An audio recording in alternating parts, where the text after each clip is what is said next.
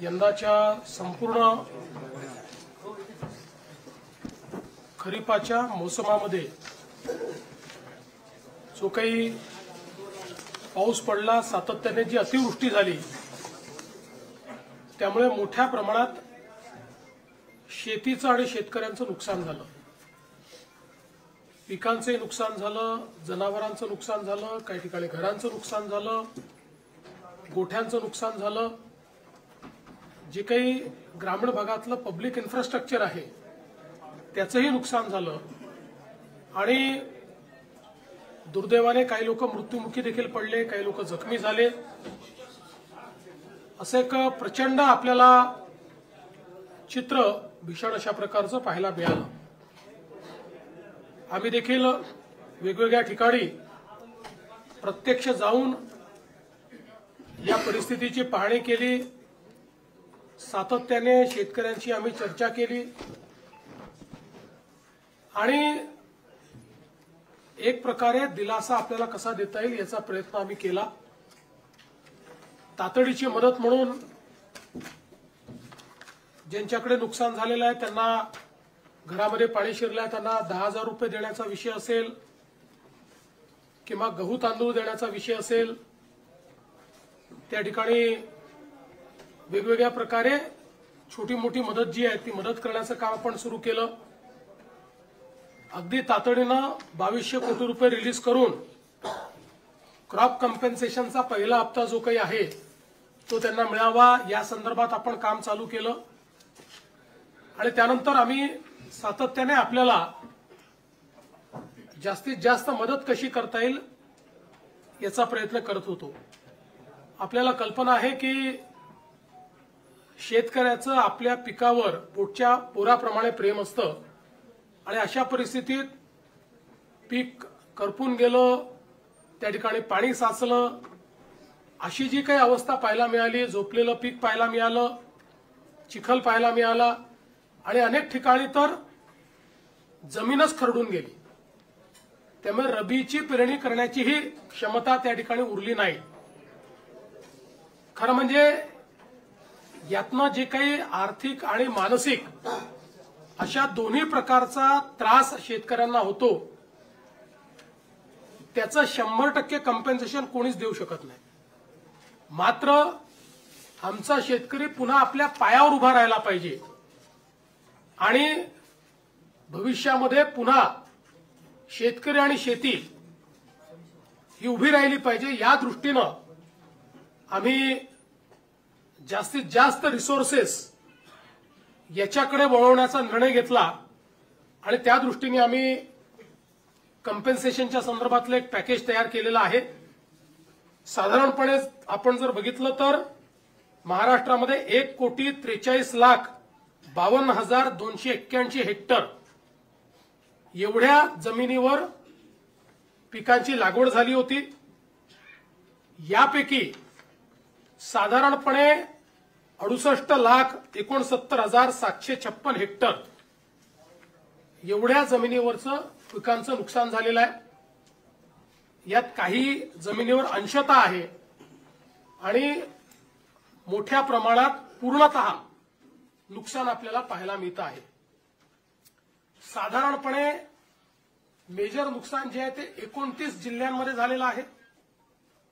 253 तालुके हे जवळपास सरसकट आम्ही घेतलेले आहेत की ज्या ठिकाणी आम्ही मदत करतो आहोत, ज्यामध्ये 2059 मंडळ आहेत की ज्या मंडळांमध्ये क्रॉप डॅमेज झालेला आहे. त्यामुळे 65 मिलीमीटरची अट आम्ही ठेवलेली नाही. जिथे क्रॉप डॅमेज आहे असं सगळं कव्हर करून त्या ठिकाणी मदत करण्याचा निर्णय आपल्या सरकारने त्या ठिकाणी घेतलेला आहे. एकूण सर्व प्रकारची जी मदत आपण करतो आहे, ज्यामध्ये क्रॉप डॅमेज आहे, ज्यामध्ये खरडून गेलेल्या जमिनीचा विषय असेल किंवा मृत व्यक्तींना मदत असेल, जखमींना मदत असेल, इस्पितळातली मदत असेल, 10,000 रुपये जे आपण देतो ती मदत असेल, पूर्णतः जे नष्ट झालेले पडझड झालेले घरं आहेत जी 100% गेली आहेत त्याला पूर्णपणे आपण नव्याने घरं बांधण्याकरता त्या ठिकाणी मदत करणार आहोत आणि नव्याने प्रधानमंत्री आवास योजनेतला नवीन घर समजून त्याला पूर्ण पैसे देऊन त्या ठिकाणी त्या घराची निर्मिती आपण करणार आहोत. डोंगरी भागातली देखील जी घरं आहेत त्यांना 10,000 रुपये जास्तीचे देऊन त्या घरांना देखील आपण मदत करणार आहोत. जिथे अंशतः घरांची पडझड झाली आहे त्यांनाही मदत करणार आहोत. झोपड्यांची जिथे पडझड झाली आहे त्यांनाही मदत करणार आहोत. त्यासोबत गोठ्याची मदत आपण वेगळी करणार आहोत. दुकानदारांचं देखील नुकसान झालेल्या जवळपास 50,000 रुपयापर्यंतचं दुकानदारांना देखील आपण त्या ठिकाणी मदत करणार आहोत. दुधाळ जनावरं जी आहेत याच्याकरता जवळपास 37,500 रुपयापर्यंत प्रति जनावर अशा प्रकारे मदत करण्याचा आपण निर्णय घेतलेला आहे. आणि एनडीआरएफमध्ये 3 जनावरांपर्यंतची जी काही मर्यादा आहे ती आपण काढून टाकलेली आहे. जेवढ्या जनावरांचं त्या ठिकाणी मृत्यू झाला असेल त्या प्रत्येक जनावराकरता राज्य सरकारच्या वतीनं कॉम्पेन्सेशन देण्यात जाईल. ओढकाम करणारी जी जनावरं आहेत त्याच्याकरता 32,000 रुपये प्रति जनावर देण्यात येईल. कुक्कुटपालनाकरता देखील आपण त्या ठिकाणी जो काही आपला दर आहे तो 100 रुपये प्रति कोंबडीप्रमाणे जेवढं नुकसान झालं असेल तेवढं देणार आहे. विशेषतः खरडून गेलेली जी जमीन आहे हा एक अत्यंत महत्वाचा विषय आहे. कारण शेवटी शेतकऱ्याला सॉईल आणावं लागणार आहे, माती आणावी लागणार आहे आणि त्याकरता मोठ्या प्रमाणात त्यांना त्याची मदत आपल्याला करावी लागणार आहे. आणि म्हणून आपण हा निर्णय केलेला आहे की 47,000 रुपये हेक्टरी त्यांना कॅश कॉम्पेन्सेशन आणि 3 लाख रुपये हेक्टरी हे नरेगाच्या माध्यमातून आम्ही त्यांना देणार आहोत. म्हणजे जवळपास 3.5 लाख रुपये हेक्टरी हे खरडून गेलेल्या जमिनीकरता शेतकऱ्यांना उपलब्ध करून देण्याचा निर्णय हा आपण या ठिकाणी घेतलेला आहे. आणि याच्या व्यतिरिक्त सगळ्यात महत्वाचं की जे काही कॉम्पेन्सेशन आपल्याला क्रॉपच्या संदर्भात द्यायचं आहे त्या क्रॉपच्या कॉम्पेन्सेशनच्याकडे मी शेवटी येतो. बधित विहिरी आहेत. आता ज्या विहिरींमध्ये गाळ गेला आहे, ज्या विहिरींचं नुकसान झालेलं आहे याकरता एनडीआरएफचे कुठलेही नॉर्म्स नाहीत तरी देखील राज्य सरकारने एक विशेष बाब म्हणून 30,000 रुपये प्रति विहीर ही मदत करण्याचा निर्णय घेतलेला आहे. ज्यातनं हा गाळ काढणे आणि ती विहीर सुस्थितीत आणणे हे काम देखील आपण करणार आहोत. यासोबत अन्नधान्याच्या किट्स वगैरे आपण त्या ठिकाणी देतोय ते मी यापूर्वी देखील सांगितलेलं आहे. आपण 2 अजून निर्णय याच्यात घेतले आहेत की जे काही इन्फ्रास्ट्रक्चरचं नुकसान झालं आहे ग्रामीण भागामध्ये त्याकरता 10,000 कोटी रुपये इन्फ्रास्ट्रक्चरच्या नुकसानीकरता आपण उपलब्ध करून देणार आहोत. डीपीसीमध्येही 5% अशा प्रकारे पूरग्रस्त भागातल्या कामाकरता आपण जवळपास 1,500 कोटी रुपये हे आपण उपलब्ध करून दिलेले आहेत. एक मागणी सातत्याने यायची, ओला दुष्काळ जाहीर करा, ओला दुष्काळ जाहीर करा.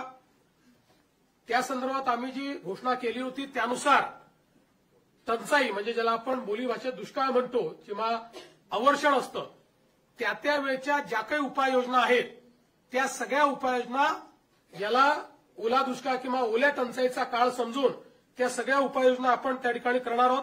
ज्यामध्ये जमीन महसुलात सूट असेल, कर्जाचं पुनर्गठन असेल, शेतीशी निगडीत कर्जाच्या वसुली स्थगिती असेल, कृषी पंपाच्या चालू वीज तर बिल तर आता लागतच नाही त्यामुळे तो विषय संपलाय. वीज बिल आम्ही वसूलच करत नाही. शालेय व महाविद्यालयीन विद्यार्थ्यांना परीक्षा शुल्कात माफी हे देखील करण्यात येणार आहे. आणि रोहिओ अंतर्गतच्या कामाच्या निकषात ज्या काही सुधारणा करायच्या त्या आपण करणार आहोत. आणि विशेषतः अतिवृष्टी व पूर परिस्थितीमध्ये हे जे काही तालुके आपण जाहीर केले आहेत तिथे शेतीच्या वीज पंपाची जी काही वीज जोडणी आहे ती त्या ठिकाणी अबाधित राहील. त्याचं नुकसान झालं असेल तर त्याची भरपाई मिळेल. अशा सगळ्या गोष्टी ज्या आपण दुष्काळाच्या म्हणजे टंचाईच्या काळात करतो त्या सगळ्या गोष्टी आता देखील आपण या ठिकाणी लागू केलेल्या आहेत. आता मी याच्याकडे वळतो की आपण शेतकऱ्यांना जी थेट मदत करणार आहोत म्हणजे ही आधीची सगळी मदत शेतकऱ्यांनाच आहे पण क्रॉप कॉम्पेन्सेशन. तर क्रॉप कॉम्पेन्सेशनच्या संदर्भात आपल्याला कल्पना आहे की या ठिकाणी साधारणपणे एनडीआरएफच्या नियमाप्रमाणे 8,500 रुपये आपण या ठिकाणी कोरडवाहूला देतो. हंगामी बागायतीला 17,000 रुपये हेक्टर देतो आणि बागायतीला आपण 22,500 रुपये हेक्टर देतो. त्याप्रमाणे जवळपास या ठिकाणी आपण 65 लाख हेक्टर करता 6,175 कोटी रुपये देण्याचा निर्णय केलेला आहे. ते पैसे आपण देणार आहोत. आणि याच्या व्यतिरिक्त आपण हा निर्णय केलेला आहे की आता आमच्या शेतकऱ्याला किमान रबीचं पीक घेता आलं पाहिजे. त्याकरता बियाणं असतील किंवा इतर गोष्टींकरता आपण प्रति हेक्टरी अतिरिक्त 10,000 रुपये देण्याचा निर्णय केलेला आहे. त्यामुळे याकरता देखील 6,500 कोटी रुपये आपल्याला लागणार आहेत. म्हणजे आता जर आपण विचार केला तर जो कोरडवाहूचा आमचा शेतकरी आहे यांना हेक्टरी 18,500 रुपये मिळतील. जो आमचा हंगामी बागायती शेतकरी आहे त्याला 27,000 रुपये हेक्टरी मिळतील. आणि जो आमचा बागायती शेतकरी आहे त्याला 32,500 रुपये हे हेक्टरी देण्याचा निर्णय केला आहे. याच्या व्यतिरिक्त जवळपास 45 लाख आपले शेतकरी जे आहेत यांचा विमा आपण उतरवलेला आहे. विमा उतरवलेल्या शेतकऱ्यांना याच्या व्यतिरिक्त आता त्याचं कॅल्क्युलेशन चाललेलं आहे, पण याच्या व्यतिरिक्त अगदी कन्झर्वेटिव्ह साईडला जरी आपण पकडलं तरी ज्यांचं पूर्ण नुकसान झालेलं आहे अशा शेतकऱ्यांना साधारणपणे 17,000 रुपये हेक्टरी विम्याचे पैसे मिळतील.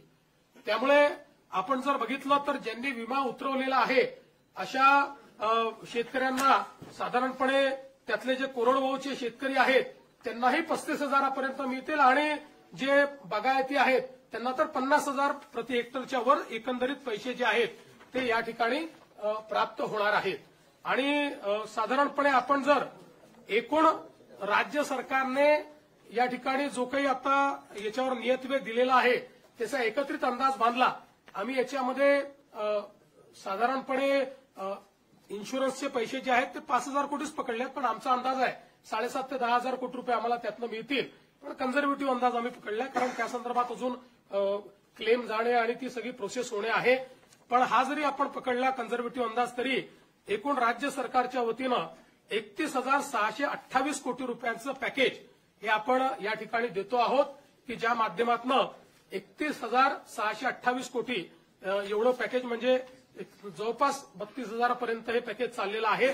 अशा 32,000 कोटीपर्यंत अशा प्रकारचं हे पॅकेज या ठिकाणी आपण दिलेलं आहे.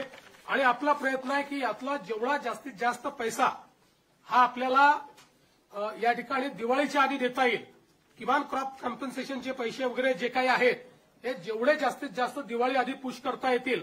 बाकी तर जे मृत व्यक्तींचं सहाय्य आहे, जखमींचं सहाय्य वगैरे हे आम्ही ऑलरेडी देऊन टाकले आहेत. 10,000 रुपये जे द्यायचे आहेत ते ऑलरेडी देऊन टाकलेले आहेत. बऱ्याच गोष्टी आपण यातल्या दिलेल्या आहेत. काही गोष्टी ज्या राहिलेल्या आहेत त्या सगळ्या गोष्टी आणि क्रॉप कॉम्पन्सेशनचे पैसे हे आपण त्या ठिकाणी देण्याचा प्रयत्न करणार आहोत. आणि आपण जर विचार केला तर निव्वळ क्रॉप कॉम्पन्सेशन करता आपण याच्यामध्ये जे पैसे देतो ते देखील जवळपास 18,000 कोटी रुपयांपेक्षा जास्त आहेत. म्हणजे मला असं वाटतं की आतापर्यंतच्या इतिहासात सर्वात जास्त पैसे हे क्रॉप कॉम्पन्सेशनला देण्याचा प्रयत्न या ठिकाणी आपल्या सरकारच्या माध्यमातून आम्ही केलेला आहे.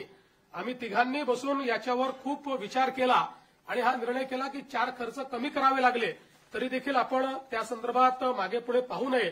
कारण शेतकऱ्यांवर अभूतपूर्व अशा प्रकारचे संकट आहे आणि म्हणून आपण जे काही जास्तीत जास्त करता येईल तो करण्याचा प्रयत्न आम्ही करू. याच्या व्यतिरिक्तही आमचा हा प्रयत्न आहे. आज मुख्यमंत्री सहायता निधीला देखील मोठ्या प्रमाणात लोक मदत करतायत आणि त्याही माध्यमातून अनेक गोष्टी अशा असतात की ज्या आपल्या कुठल्याच नियमामध्ये आपल्याला कव्हर करता येत नाहीत.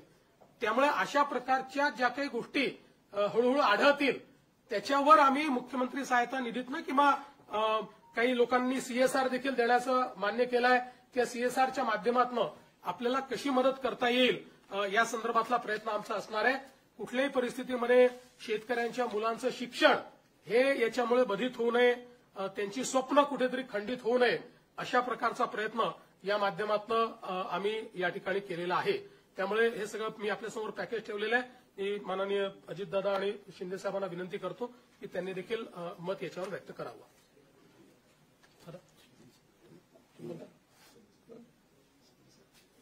यामध्ये आता मुख्यमंत्री महोदयांनी सांगितलं त्याच्यात 2 हेक्टरच्या पुढे पण आम्ही निर्णय घेतलेला आहे 3 हेक्टरपर्यंतचा. त्याच्यामुळे काही शेतकऱ्यांच्या मनात अशी शंका येण्याची शक्यता आहे की आपल्याला 2 हेक्टर आणि तो वरचा सगळा भार राज्य सरकारने उचललेला आहे. कारण 2 हेक्टरपर्यंत एनडीआरएफ एसडीआरएफच्या संदर्भातले नॉर्म्स असतात त्याच्यामुळे हे करत असताना अनेकांनी वेगवेगळ्या पद्धतीनं मागण्या केलेल्या आहेत, पण या सगळ्याच्या मध्ये कुठल्याही परिस्थितीत त्या शेतकऱ्याला उभं करायचंच असा निर्णय राज्य सरकारने घेऊन ह्या सगळ्या गोष्टी अंमलात आणण्याच्या करता आपण हे पॅकेज हे जाहीर केलेलं आहे. आणि याच्यात खूप बारकाईनं विचार करून कुठलाही घटक हा वंचित राहणार नाही याबद्दलची पण काळजी राज्य सरकारने हे पॅकेज जाहीर करत असताना केलेलं आहे. आणि अजूनही पॅकेज जाहीर केल्यानंतर जर यदाकदाचित चुकून कुठली गोष्ट राहिली असेल, कारण तिथली भौगोलिक परिस्थिती प्रत्येक ठिकाणची वेगवेगळी असते, त्यावेळेस मुख्यमंत्री महोदय म्हणाले की आपण परत काही जर असं वाटलं तर त्याबद्दलचं म्हणजे एखादं राहून गेलं तर ते पण आम्ही इन्क्लूड करायची आमची तयारी आम्ही ठेवलेली आहे.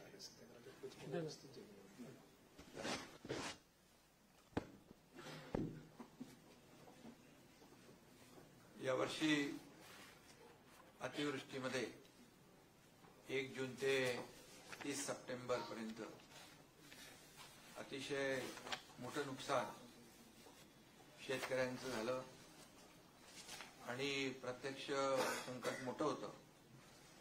मुख्यमंत्री महोदय स्वतः, अजितदादा, मी, आमचे कृषी मंत्री, सगळेच मंत्री प्रत्यक्ष बांधावर देखील जाऊन शेतकऱ्यांचं झालेलं नुकसान पाहिलं देखील. आणि फक्त बांधावर जाऊन नुकसान पाहण्यापुरतं सरकारने काम मर्यादित केलं नाही, तर तात्काळ त्यांना 10,000 रुपये तातडीची मदत देण्याचाही निर्णय घेतला. त्याचंही वाटप सुरू झालं. यावेळी जवळपास 352 तालुके आणि 65 लाख हेक्टर जमीन नुकसानग्रस्त झाली आणि जवळपास 60 लाख शेतकरी याच्यामध्ये बाधित झाले. एकंदरीत आपण सगळ्यांनीच पाहिलं की शेतकऱ्यावर हे आलेलं संकट गेल्या अनेक वर्षापासूनचं मोठं होतं. अनेक शेतकरी भेटत होते, ते म्हणाले एवढा मोठा पाऊस आम्ही अनेक वर्षात पाहिला नाही. आणि म्हणूनच शेतकऱ्यांवर आलेला प्रसंग बाका होता, मोठा होता. आणि त्यामुळेच मुख्यमंत्री महोदय, मी, अजितदादा, आम्ही आमच्या या बाबतीमध्ये 2-3 बैठकाही झाल्या आणि शेतकऱ्याच्या मागे खंबीरपणे महायुतीचं सरकार नेहमी राहिलंय. आणि यावेळचं संकट मोठं पाहिल्यानंतर किती काही ओढाताण असले तरी काही लोक विरोधी पक्ष असतील की शेतकऱ्यांना एवढं पॅकेज द्या, तेवढं पॅकेज द्या. आणि हे सगळं करत असताना विरोधी पक्ष काय करतो, यापेक्षा शेतकऱ्यांच्या मागे उभं राहणं हे शासनाचं कर्तव्य आहे. आणि या कर्तव्य भावनेतूनच हे एक मोठी मदत, भरीव मदत मुख्यमंत्री महोदयाने अतिशय विस्तारपूर्ण त्याच्यामध्ये सांगितलेलं आहे. आणि 31,000 कोटीपेक्षा जास्तचं हे सगळी जी मदत आहे ती आपण त्याचा देण्याचा निर्णय घेतलाय. खरं म्हणजे यामध्ये उभी पिकं आडवी झाली होती, जमिनी खरडून गेल्या, काही नदीच्या प्रवाहामध्ये जमिनीच कापून गेल्या आणि त्याचबरोबर घरांची पडझड झाली, अंशताही झाली, पूर्णताही झाली, पशुधन वाहून गेलं, काही जीवितहानी झाली. फार प्रचंड असं हे मोठं नुकसान यावेळेस आपण पाहिलेलं आहे. आणि अशा प्रसंगात शेतकऱ्याला देखील आधार देण्याची आवश्यकता आहे. आणि म्हणून आम्ही शेतकऱ्याच्या मागे उभं राहणार म्हणून सरकारने घेतलेली भूमिका आज मुख्यमंत्री महोदयांनी स्वतः जी काही घोषणा केलेली आहे यावरून आम्ही जे बोललो ते या ठिकाणी करतोय. ही भावना सरकारची आहे आणि शेतकऱ्यांची आहे. खरं म्हणजे ही दिवाळी काळी होणार नाही, सरकार काळी होऊ देणार नाही, अशा प्रकारचं भाष्य देखील आम्ही केलं होतं. आणि त्यामुळे दिवाळीपूर्वी ही मदत जी आहे शेतकऱ्यांच्या हातात गेली पाहिजे ही भूमिका सरकारने घेतली. आणि ही मदत देखील आता आणखी काल धाराशिवमध्ये देखील मोठं नुकसान झालंय, पाऊस पडलाय. जी काही आज घोषणा केली आहे त्याच्यामध्ये आणखी काही शेतकऱ्यांचं नुकसान होईल, ते देखील ही अंतिम मदत नाहीये, शेतकरी प्रक्रिया आहे. आणि म्हणून शेतकऱ्यांना मदत देणं हे आमचं कर्तव्य आहे. म्हणून शेतकऱ्यांनी कुठेही खचून जाऊ नये. टोकाचं कुठलंही पाऊल शेतकऱ्यांनी उचलू नये, कारण शेवटी शासन आपल्या पाठीशी खंबीरपणे उभं आहे. आणि म्हणूनच मी या ठिकाणी सांगू इच्छितो की काही लोक म्हणत होते तामिळनाडू, पंजाब असलं तशी मदत द्या, पण आपलं मला वाटतं तामिळनाडू आणि पंजाबपेक्षा कर्नाटकपेक्षाही आपलं जे मदतीचं पॅकेज आहे ते मोठं आहे. आणि आम्ही कुणाशी म्हणजे तुलना करण्यापेक्षा आपल्या शेतकऱ्याला काय हवंय, काय काय नुकसान झालेलं आहे, ही वस्तुनिष्ठ अहवाल घेऊन त्यामध्ये मदत होईल. आणि त्यामध्ये सगळ्यात महत्वाचं म्हणजे जमिनी ज्या गेल्या, कापून गेल्या, खरडून गेल्या, यावेळेस त्यांना जवळपास 60,000पेक्षा जास्ती ते शेतकरी आहेत. आणि अशा शेतकऱ्यांना 47,000 रुपये तर मुख्यमंत्री महोदयांनी सांगितल्याप्रमाणे खरडून गेलेल्या जमिनीला मिळणारच आहेत. परंतु मनरेगामधून 3 लाख रुपये हेक्टरी जे काय जमिनीचं रिस्टोरेशन आहे, पूर्ववत जमीन करणं हे सोपं नाहीये. आणि तो मोठा प्रश्न शेतकऱ्यांसमोर होता आणि तो आपण सरकारने मिटवलाय. त्यामुळे देखील मोठी रॉयल्टी लावत नाही आपण. आणि त्याला रॉयल्टी फ्री केलेला आहे. त्यामुळे या मदतीच्या पॅकेजमध्ये गाळ भरलेला आहे. तो देखील जो गाळ काढण्याचं काम त्याला देखील या सर्व मदतीची त्याला सहकार्य होणारच आहे. आणि यामध्ये 2 हेक्टरचं आपण 3 हेक्टर, काही लोक म्हणत होते की 2 हेक्टरची मर्यादा आहे, ती मर्यादा काढा. तर 3 हेक्टर आपण ऑलरेडी त्याची देखील मर्यादा वाढवलेली आहे. आणि यामध्ये जसं पीक विम्याचं देखील मुख्यमंत्री महोदय म्हणाले, ती देखील रक्कम यामध्ये ऍड होणार आहे. आणि मोठ्या प्रमाणावर यामध्ये शेतकऱ्यांना दिलासा मिळेल. शेतकरी वाऱ्यावर शेतकऱ्याला सोडणार नाही. आणि शेतकऱ्याला पुन्हा सक्षम करण्यासाठी जे जे काही उपाय करता येतील ते आम्ही करणार आहोत. आणि म्हणून सगळे निकष बाजूला ठेवून आमच्या सरकारने सगळे निकष, अटी, शर्ती बाजूला ठेवून शेतकरी हा केंद्रबिंदू, शेतकरी हा फोकस केलेला आहे. आणि म्हणूनच या वेळेस किती तानातान असली, ओढाताण असली तरी सुद्धा सरकारने खूप मोठा निर्णय शेतकऱ्यांसाठी घेतलेला आहे. एनडीआरएफचे जे निकष आहेत त्यात 10,000 आणखी ऍड केलं, त्या बाबतीत देखील मुख्यमंत्री महोदयांनी सांगितलेलं आहे. 10,000 प्रति हेक्टरी म्हणजे जे एनडीआरएफचे निकष आहेत त्यात आणखी 10,000 प्लस. म्हणजे यामध्ये पुढचं जे काय रबीचं पीक आहे ते घेण्यासाठी शेतकऱ्यांना खतं, बी बियाणं या संदर्भात देखील मदतीचं जे नुसतं आता झालेल्या नुकसानीची मदत न देता पुढच्या पिकाला देखील त्यांना मदत कशी मिळेल यासाठी देखील सरकारने विचार केलेला आहे. आणि त्याचबरोबर आम्ही तिघांनी, अमित भाई आले होते त्यावेळेस देखील त्यांना विनंती केली की मोठं संकट आहे आणि या संकटामध्ये आम्ही राज्य सरकार तर पूर्ण ताकदीने खंबीरपणे शेतकऱ्यांच्या मागे उभे आहोतच. आम्ही तर बिलकुल जे काही मदत करायची ती करणार, पण केंद्र सरकार देखील यामध्ये केंद्राची देखील मदत झाली पाहिजे अशा प्रकारची मागणी अमित भाईंकडे केली. आदरणीय प्रधानमंत्री मोदीजींना देखील मुख्यमंत्री महोदयांनी आमच्या सहीचं पत्र दिलं, तिकडे देखील निवेदन दिलेलं आहे. आणि अमित भाईंनी देखील त्यांच्या परवाच्या जाहीर भाषणात देखील सांगितलं, महाराष्ट्रातल्या शेतकऱ्याच्या मागं केंद्र सरकार खंबीरपणे उभं राहील. आपला प्रस्ताव दाखल केला की तातडीने तो मान्य केला जाईल. त्यामुळे मला वाटतं की यावेळचं संकट मोठं बघून राज्य सरकारने मोठा निर्णय घेतलेला आहे. आकड्यामध्ये म्हणजे आपण आकडे पाहिले किंबहुना ज्या ज्या पद्धतीचं नुकसान शेतकऱ्यांचं झालंय या सर्व शेतकऱ्यांना पूर्णपणे मदतीचा हात राज्य सरकार देईलच आणि तो निर्णय आपण घेतलेलाच आहे. आणि यानंतर देखील काही छोट्या मोठ्या काही गोष्टी समोर येतील त्याला देखील सरकार हात आकडता घेणार नाही. आणि केंद्र सरकार देखील आदरणीय प्रधानमंत्री नरेंद्र मोदीजी नेहमीच शेतकऱ्यांच्या पाठी उभे राहिलेले आहेत. म्हणूनच त्यांनी दर वर्षाला शेतकरी सन्मान योजना सुरू केली. आपणही त्याच्यामध्ये तेवढेच 6,000 रुपयाची भर घालून नमो शेतकरी सन्मान योजना देखील सुरू केली.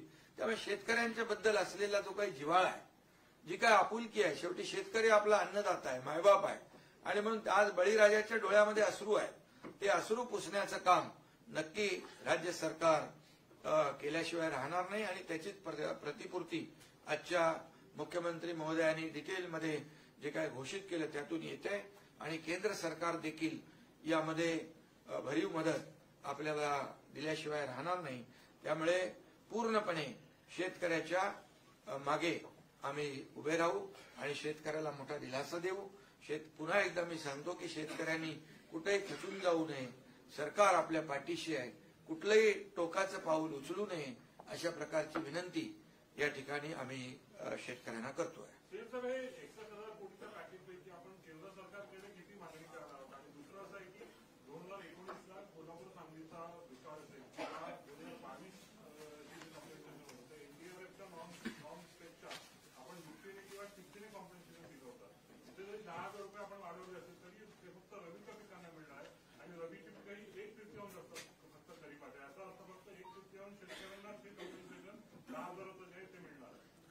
पहिली गोष्ट, आतापर्यंतच्या दिलेल्या सगळ्या पॅकेजपेक्षा हे मोठं पॅकेज आहे. याचं कारण एनडीआरएफची त्या काळात जी काही रक्कम होती त्याच्यापेक्षा आता एनडीआरएफनेच रक्कम वाढवलेली आहे. दुसरं, रबीचं पीक घेतो की नाही घेत हा भेद न करता 100% शेतकऱ्यांना 10,000 रुपये हेक्टरी आम्ही देतो. कारण आमची अपेक्षा अशी आहे की जो रबीचं पीक घेत नव्हता तोही आता घेईल. कारण त्याचं खरीपाचं पीक हे वाया गेलेलं आहे. शेतकरी कधीच रिकामा बसत नाही. त्याच्यामुळे पाणी उपलब्ध आहे. ज्यांची जमीन खरडून गेलेली नाही असे जे शेतकरी आहेत ते रबीचं पीक घेऊ शकतात. त्यामुळे 100% शेतकऱ्यांना, जेवढे याच्यामध्ये बरीच शेतकरी आहे, 65 लाखाचा आकडा तो 68 लाखापर्यंत जाणार आहे, या सगळ्या शेतकऱ्यांना आम्ही हे 10,000 रुपये देतो. म्हणून मी म्हटलं आतापर्यंत आम्ही जे दिलेले आहेत त्यातलं सगळ्यात मोठं कॉम्पेन्सेशन यावर्षी दिलेलं आहे. विमा कंपन्या अनेकदा मदत करताना अटी शर्ती घालतात आणि जी मदत मिळते ती आपली किरकोळ असते आणि आपली जी 3 हेक्टर पर्यंतची मर्यादेची अट आहे विमा कंपन्यांनाच तो लागत नाही की विमा कंपन्या सरसकट सगळ्या जमिनीला पाहिजे. विमा कंपन्यांना 2 हेक्टरची वगैरे अट नसते. विमा कंपन्या जेवढ्या जमिनीचा विमा उतरला त्याच्यावर ते देत असतात. आज सकाळीच केंद्रीय कृषी मंत्री शिवराज सिंग चौहान साहेब यांनी मला स्वतः फोन केला आणि त्यांनी सांगितलं की तुम्ही विम्याच्या संदर्भात जी काही कारवाई करावी लागते ती लवकर पूर्ण करा. मी स्वतः विमा कंपन्यांची बैठक घेऊन त्यांनी तातडीनं योग्य कॉम्पेन्सेशन दिलं पाहिजे याकरता त्यांच्यावर दबाव आणीन. त्यामुळे आता आम्ही आमची जी प्रोसेस आहे, जे व्हॅलिडेशन आपल्याला करून द्यावं लागतं, त्या प्रोसेसला आता आपण गती दिलेली आहे.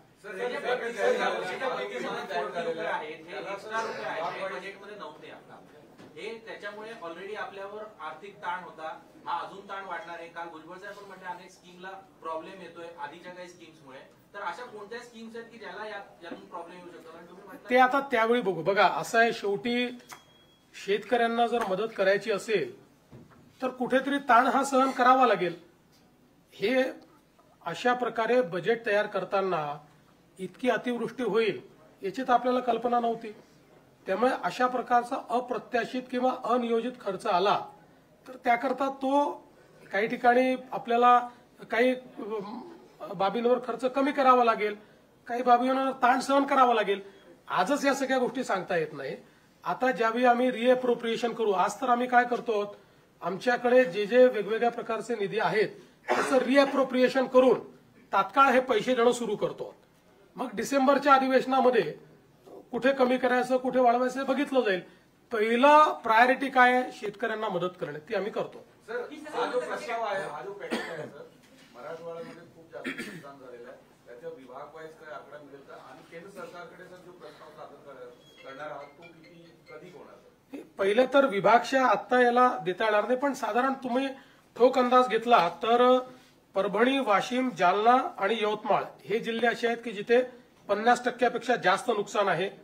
त्यानंतर छत्रपती संभाजीनगर आणि अहिल्यानगर हे 2 जिल्हे असे आहेत जिथे 75% जास्त नुकसान आहे. आणि लातूर, धाराशिव, नांदेड, बीड, हिंगोली आणि सोलापूर हे असे जिल्हे आहेत जिथे 80% 100% नुकसान आहे. त्यामुळे या जिल्ह्यांना सर्वाधिक मदत मिळेल. अशा जेवढं जिथे नुकसान झालेलं आहे त्यानुसार ती मदत मिळेल. शरद पवार परत म्हणतायत की शेतकऱ्यांकडूनच इनडायरेक्टली वसुली केली जाईल.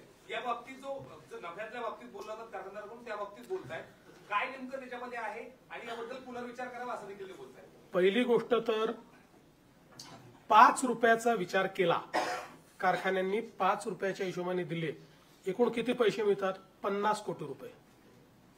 आमचं पॅकेज आहे 31,000 कोटी रुपयाचं. त्यामुळे केवळ त्या कारखान्यांना जाणीव असावी एवढ्यापुरतं आम्ही त्यांना ही विनंती केली आहे. आता आपल्याला कल्पना आहे की FRP कॅल्क्युलेट करण्याची एक पद्धत आहे. शेतकऱ्यांना काय मिळते? FRP मिळते.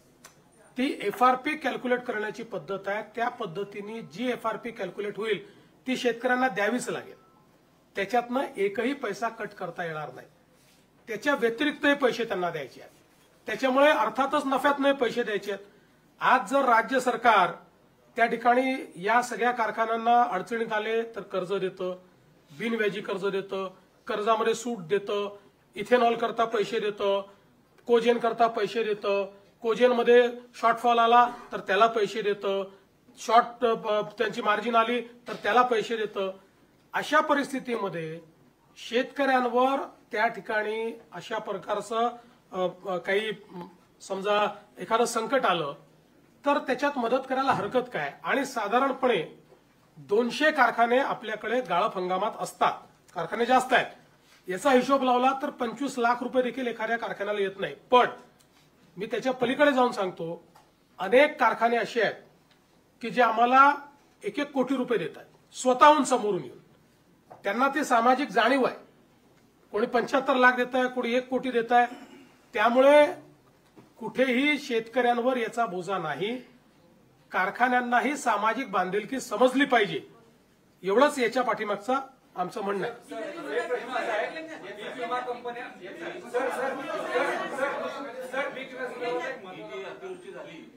हे झालं की तुम्हाला यंदाचा पीक विमा हा पीक कापणी प्रयोगावर मिळणार आहे.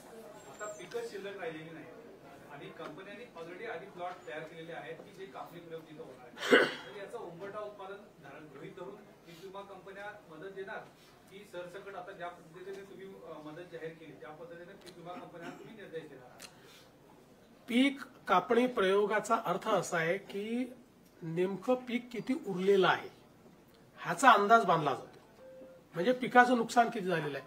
जिथे पीकच नाही, जिथे पूर्ण नुकसान झालेलं आहे त्या ठिकाणी पूर्ण नुकसानच पकडावं लागेल. तिथे पीक कापणी प्रयोगाचे काही विषय राहणार नाही. फक्त जाऊन त्या ठिकाणी त्यांना ते व्हॅलिडेट करावं लागेल. टाइम बाउंडच आहे ते, त्याचीच कारवाई आता चाललेली आहे. त्यामुळे 100% टाइम बाउंड आहे आणि त्या संदर्भात त्यांना जी काही मदत लागेल ती आम्ही करायला तयार आहोत. दुसरं तुम्ही जे म्हणालात, आम्ही पीक कापणी प्रयोगावर परत का आलो? यापूर्वी आम्ही काही ट्रिगर दिले होते. काही लोक म्हणतात ट्रिगर का काढले? आमचा 2 वर्षाचा अनुभव असा राहिला की या ट्रिगरमुळे पहिले 25% तर शेतकऱ्यांना तात्काळ मिळाले, पण नंतरचे 75% ट्रिगरमध्ये बसलेच नाही. त्यामुळे शेतकऱ्यांचं नुकसान झालं आणि म्हणून आम्ही म्हटलं ही पद्धत नको, जुनी पद्धत बरोबर आहे. कारण पीक कापणी प्रयोगामुळे 100% पैसे मिळतात आणि म्हणून आम्ही त्या पद्धतीकडे परत गेलेलो आहोत आणि त्या पद्धतीने विमा आम्ही देतो. सर, हे आपण वर्षानुवर्ष जे नद्यांचे गळे दाबले आणि अतिक्रमण त्या नद्यांवर झाले त्याचा एक मोठा परिणाम आपल्याला परवाच्या अतिवृष्टीमध्ये आणि त्यातून आलेल्या महापुरामध्ये दिसून आलेला आहे. सरकार आता हे कॉम्पेन्सेशन देताना दीर्घकालीन उपाययोजना काय विचार करत आहे? कारण की जे काही गळे दाबले गेले, अतिक्रमण झाले, त्यातून हे सगळे प्रश्न मोठ्या प्रमाणात निर्माण झालेले आहे. तुमचं म्हणणं अतिशय योग्य आहे. केवळ नद्याच नाही, नाले जे आहेत ते अधिक महत्वाचे आहेत. नाल्यांवरच्या अतिक्रमणामुळे आज विशेषतः मोठ्या प्रमाणात पाणी जमा होणं, शहरांमध्ये पाणी शिरणं, हे जे नुकसान होणं आहे ते नाल्यांच्या, कारण ते नॅचरल फ्लोचे सगळे त्या वाहिन्या आहेत आणि म्हणून निश्चितपणे या संदर्भात एक दीर्घकालीन उपाययोजना आपण करण्याचा विचार करतो. केंद्राकडे प्रस्ताव कधीपर्यंत जाईल? केंद्राचा प्रस्ताव हा एक मोठं फॉर्मॅट असतं. त्या फॉर्मॅटमध्ये तो तयार करावा लागतो. आपण आपलं कम्पेन्सेशन जेव्हा घोषित करतो त्यावेळेस आपण अनेक वेळा नजर आणेवारीवर देखील तो करू शकतो, त्याला काही अडचण नसते. पण केंद्राकडे पूर्ण फॅक्ट अँड फिगर्स जावं लागतं. त्यामुळे त्या संदर्भातली कारवाई आमची चाललेली आहे. प्रस्ताव केंद्राला एकदाच पाठवता येतो, तो परत रिवाईज नाही करता येत. म्हणून थोडा उशीर झाला तरी सगळ्या फॅक्ट्स अँड फिगर्स सहित आपलं योग्य कॉम्पेन्सेशन मागता आलं पाहिजे. त्या दृष्टीने आम्ही तो तयार करतो आहोत. त्याची एक प्रोसेस आहे, तो गेल्यानंतर त्यांची टीम येते. त्यामुळे पण जसं मी यापूर्वी देखील सांगितलं की त्याकरता आम्ही थांबणार नाही आहोत, कारण ते रिएम्बर्समेंट आहे. त्यामुळे आम्ही खर्च केला म्हणजे आता केंद्र देणार नाही असं नाहीये. आम्ही खर्च केला तर ते पैसे केंद्र रिप्लेस करून देतं. जसं आताही एनडीआरएफ मध्ये आपल्याला 3-4 हजार कोटी रुपये ऍडव्हान्समध्ये दिले होते, ते आता आपल्याला खर्च करता येतात याच्यामध्ये. म्हणजे त्याच्यात ते ऍडव्हान्समध्ये आपल्याला वर्षाच्या सुरुवातीलाच मिळतात. तसं याच्यामध्ये केंद्राच्या प्रस्तावाकरता ते अडणार काही नाही. आम्ही पैसे खर्च करू, केंद्राची सगळी प्रक्रिया आम्ही पूर्ण करू, त्यातनं जास्तीत जास्त कॉम्पेन्सेशन मिळवायचा प्रयत्न करू. पुन्हा उपजाऊ बनण्यासाठी बराच काळ लागेल असा अंदाज वर्तवला जातो. तर तुम्ही आर्थिक मदत तर दिली आहे, पण जमीन उपजाऊ व्हायला शेतकऱ्याला काही आणखी तुम्ही तोपर्यंत पर्यायी जागा देणार का, किंवा काही अभ्यासगट ठिकाणी? नाही, याची आवश्यकता नाही आहे. जेव्हा जमीन खरडून जाते त्यावेळी आपण त्या ठिकाणी दुसरीकडनं माती आणतो, सॉइल आणतो. आणि जसं आता सोलापूरमध्ये प्रयोग सुरू केला, सर्वाधिक बाधित सोलापूर आहे. तर या ठिकाणी जो धरणांमध्ये गाळ वाहून आलेला आहे, हा गाळच उपसा करून तो शेतकऱ्याच्या शेतीमध्ये नेऊन टाकायचा. त्याकरता उपस्याला पैसे लागतात, त्याकरता ट्रान्सपोर्टला पैसे लागतात, ते सगळे लेबरचे पैसे लागतात, ते आम्ही उपलब्ध करून देतोय. आणि हा जो गाळ आहे हा इतका उपजाऊ असतो, म्हणजे अनेक वेळा अशा प्रकारचा आपण मागच्या काळामध्ये गाळमुक्त धरण, गाळयुक्त शिवार योजना केली. तर जेव्हा अशा प्रकारचा गाळ आणून आपण शेतीमध्ये टाकतो त्यावेळी आपल्याला जे वेगवेगळी खतं त्या ठिकाणी किंवा रासायनिक खतं यूज करावी लागतात, त्याचा उपयोग अगदी मिनिमम होतो आणि कदाचित पहिल्या वर्षी तो करावाही लागत नाही, म्हणजे कमीत कमी करावा लागतो. त्यामुळे ही अतिशय उपजाऊ अशा प्रकारची ती जमीन त्या ठिकाणी तयार होते. म्हणून वेगाने हे काम करता यावं म्हणूनच 2 भाग केलेले आहेत. याच्यातला जवळपास 47,000 रुपये कॅश कॉम्पेन्सेशन आहे आणि 3 लाख रुपये नरेगातले.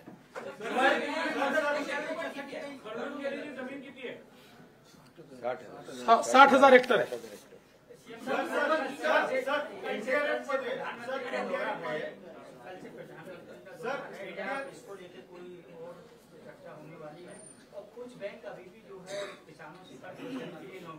असं आहे की एखाद दुसरी बँक काहीतरी करते, पण त्याचा अर्थ संपूर्ण राज्यात होत आहे असं जे चित्र निर्माण केलं होतं हे चुकीचं आहे. मध्ये त्या धाराशिवच्या एखाद्या बँकेने केलं असेल त्यांना आपण योग्य प्रकारे सांगतो, कारण शेवटी सगळीकडेच काही विचित्र लोक असतात, पण याचा अर्थ सगळीकडे होतं असं नाहीये.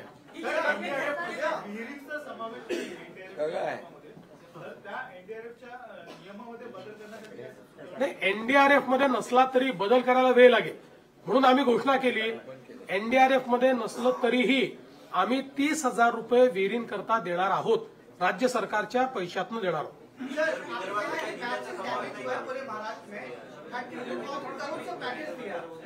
सर, अगर किसानों को और भी ज्यादा जरूरत पड़ेगी तो आपकी सरकार देगी या फिर केंद्र सरकार की मांग करेंगे कि ज्यादा नुकसान किसानों को भरपाई होगी? देखिए, अभी जो महाराष्ट्र में बाढ़ आई है, उस बाढ़ में करीब 65 से 68 लाख हेक्टेयर जमीन पर जो किसानों की फसल थी वो फसल बर्बाद हुई है.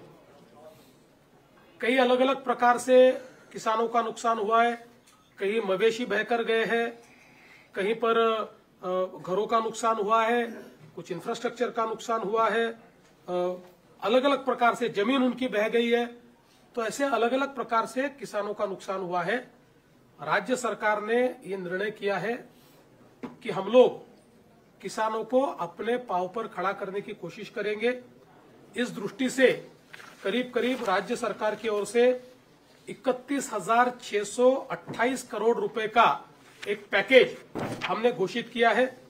इस पैकेज में जो जिनकी मृत्यु हुई है उनको मदद है, जख्मी है उनको मदद है, जो हॉस्पिटलाइज्ड है उनको मदद है, एक इमीडिएट मदद के रूप में 10,000 रुपया लोगों को है, जो दुकान वाले हैं उनको 50,000 रुपए तक की मदद है. इसमें जो घर गिर गए उनको नए सिरे से घर बनाने के लिए मदद करेंगे. उसके साथ साथ जिनका घर का थोड़ा नुकसान हुआ है, पूरे गिरे नहीं है, उनको भी हम लोग कंपेंसेशन दे रहे हैं. जो मवेशियों को रखने के लिए शेड होता है उसके लिए भी हम लोग मदद करने वाले हैं. मवेशियों को एनडीआरएफ में अगर वो दूध देने वाला जानवर हो तो उसके लिए 3 जानवरों तक ही कंपेंसेशन दिया जाता है। हमने तय किया कि हम पूरा कंपेंसेशन देंगे, जितने मवेशी उनके एक प्रकार से मरे हैं उतना पूरा उनको हम कंपेंसेशन देंगे। इसके साथ साथ हम लोगों ने कंपेंसेशन देने के लिए जो 2 हेक्टर की एक मर्यादा होती है उसको भी 3 हेक्टर करने का निर्णय लिया है। और जो जमीन बहकर जाती है, बह गई है, जो जहां पर अब खेती लायक जमीन नहीं बची, वहां पर सॉइल लाना पड़ता है, मिट्टी लानी पड़ती है। उसके लिए 47,000 रुपया कैश कंपेंसेशन और 3 लाख रुपया नरेगा के माध्यम से हम लोग देने वाले हैं, ताकि वो किसान आने वाले दिनों में वापस सॉइल लाकर अपनी जमीन को रिस्टोर करे और अपनी खेती किसानी को वो शुरुआत कर पाए। इस प्रकार का उनको मदद करने वाले। और इसके साथ साथ हम लोगों ने विशेष रूप से जो क्रॉप कंपेंसेशन है, क्रॉप कंपेंसेशन में करीब करीब हम लोग 17,675 करोड़ रुपया क्रॉप कंपेंसेशन दे रहे हैं, जिसमें एनडीआरएफ के नॉर्म के हिसाब से 8,500 रुपया हेक्टर जो ड्राईलैंड फार्मिंग करते हैं उनके लिए होता है। जहां पर थोड़ी सिंचाई है सीजनल, उनको 17,000 रुपया, और जहां पर सिंचाई उपलब्ध है वहां पर 22,500 रुपया ऐसे एनडीआरएफ के नॉर्म के हिसाब से हम लोग देंगे। लेकिन उसके साथ साथ उन सभी को, चूंकि अब उनकी खरीफ की फसल बर्बाद हुई है, तो ये लोग रबी में वापस फसल ले पाए, इसलिए 10,000 रुपया हेक्टरी ये एक्स्ट्रा कंपेंसेशन हम उनको दे रहे हैं। तो एक प्रकार से अगर हम लोग देखें तो जहां जो इरिगेटेड हमारे फार्मर है उनके लिए जो ये कंपेंसेशन है ये करीब करीब 32,500 रुपए तक जाने वाला है। इसके साथ साथ जिन्होंने इंश्योरेंस किया है, ऐसे 45 लाख हमारे पास किसान हैं। इन 45 लाख किसानों को एक बहुत ही, अगर हम लोग कंजर्वेटिव एस्टिमेट ले तब भी इनको हेक्टरी 15,000 से 17,000 रुपए मिल सकते हैं, और करीब 5,000 से 10,000 करोड़ रुपया ये इंश्योरेंस के माध्यम से हमारे किसानों को मिलेगा। तो उसकी भी व्यवस्था हमने की है। कुल मिलाकर अगर हम लोग देखें तो 29 जिले हमारे प्रभावित है, 253 तालुके हमारे प्रभावित है, और करीब करीब 2059 जो हमारे मंडल है वो इसमें प्रभावित हुए हैं। तो यहाँ पर अलग अलग प्रकार की उपाय हम लोग कर रहे हैं। इसके साथ साथ नॉर्मली जब अकाल पड़ता है उस समय जो उपाय योजनाएं की जाती है, उन उपाय योजनाओं को इस समय हमने लागू किया है। उसी जीआर को इसके साथ हम लोगों ने लागू किया है। तो जिसमें जो हम लोग लैंड रेवेन्यू लेते हैं उसमें, या जो एक कर्जा होता है उसमें जो छूट देनी पड़ती है, उसकी वसूली में किसानों से हम बिजली का, तो अभी हमने बिजली मुफ्त की है तो उसमें तो कोई वसूली का सवाल ही नहीं उठता है। तो ऐसे कई बच्चों के लिए उनके जो परीक्षा शुल्क है उसमें छूट देना है, ये सारे उपाय हम लोगों ने किए हैं। कुल मिलाकर हमारा ये प्रयास है कि जो हमारे किसान हैं उन किसानों को हम लोग अपने पैरों पर वापस खड़ा कर पाए। देखिए, किसानों को जो मानसिक रूप से तकलीफ होती है, जो आर्थिक रूप से तकलीफ होती है, वो दोनों 100% उसका कंपेंसेशन कोई कर नहीं सकता, लेकिन कम से कम सरकार किसानों के पीछे खड़ा रहकर उनको रबी के लिए और अगले सीजन के लिए खड़ा कर पाए, इस दृष्टि से हमने इस पैकेज का निर्माण किया है। जर ओला दुष्काळ जाहीर केला असता तर या पॅकेजपेक्षा त्यांना अतिरिक्त मदत मिळाली असती का? आणि आपण पूर्वी ती मागणी केली, एकही रुपया अतिरिक्त मिळाली नसती, कमी मदत मिळाली असती।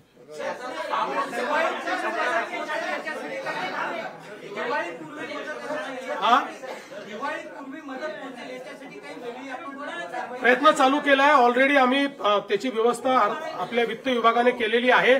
आम्ही यावेळेस एक वेळेकरता केवायसीचे नॉर्म्स देखील आम्ही त्या ठिकाणी रद्द केलेले आहेत। ॲग्रिस्टॅटचा जो डेटा आपल्याकडे आहे तोच डेटा प्रमाण मानून त्या खात्यांमध्ये आम्ही पैसे देणं सुरू केलं।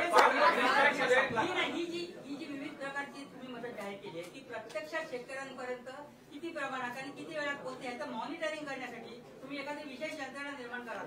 आता जी काही मदत जाते ही थेट खात्यांमध्ये जाते, त्यामुळे ही पूर्णपणे इलेक्ट्रॉनिकली ट्रॅक होते, याचा संपूर्ण हिशोब असतो।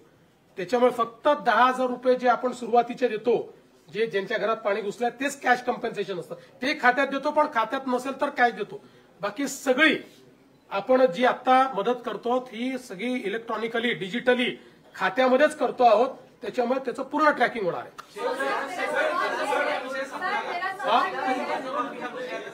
असं आहे की शेतकरी कर्जमाफीच्या संदर्भात जे आश्वासन या ठिकाणी आमच्या सरकारने दिलेलं आहे ते आम्ही पूर्ण करणारच आहोत.